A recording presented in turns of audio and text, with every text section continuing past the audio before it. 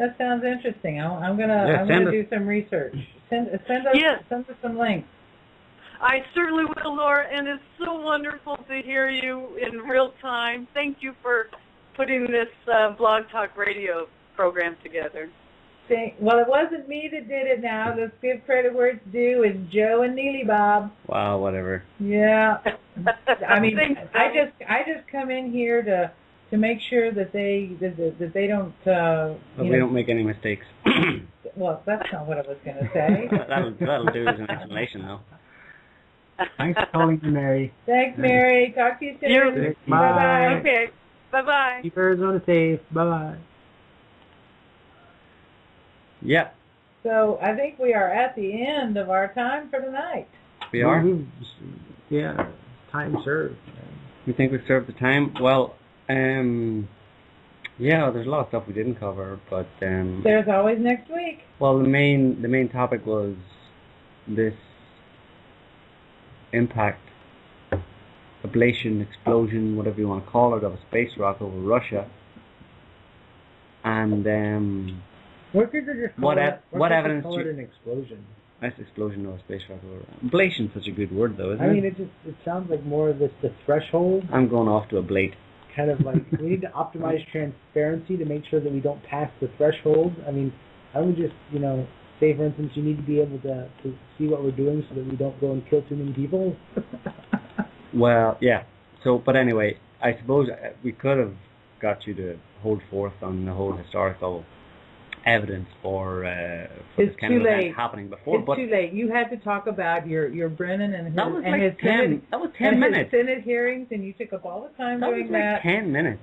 Yeah. And but anyway, as I was going to say, it's all in the book, so people should just simply, if they want to understand the historical context for the kind of thing that has happened recently over Russia, then they need to get a copy of Laura's book, Comets and the Horns of Moses, which is available on Amazon, all Amazon websites.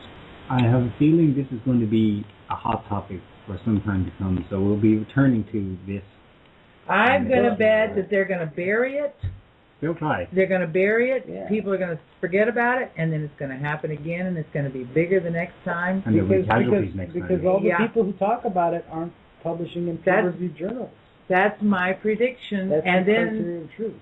Oh yeah, peer-reviewed journals. Yeah, right. Yeah, wow. It's like the sky is falling. Well, Chicken Little, did you publish that in a peer-reviewed journal? It's like, what's that? No.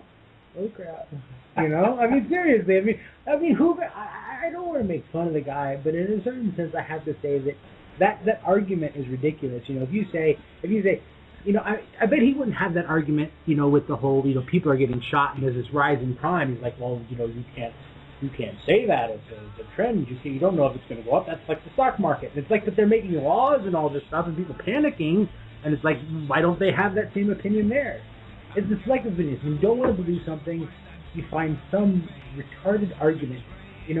What's that argument? Or what is that thing? I can't remember who wrote it. It says, did people always insist for historical? It's Bart Ehrman. Yeah?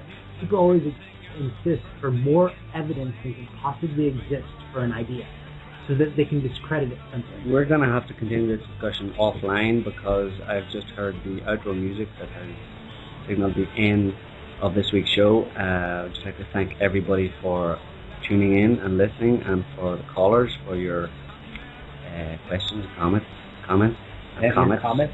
Well, comments about comments. Before you slip there. And we'll be back next week, next Sunday, so I'd like to thank Laura and Jason. Hopefully, if we don't get ablated. So, if we don't pass the threshold, then suddenly, Brennan comes in and kills us all. Exactly, yeah. So, now that's another kind of ablation. So we're going to call it a night, and we'll see you all, or rather hear you all, and you'll hear us next week, next Sunday night again. Good night.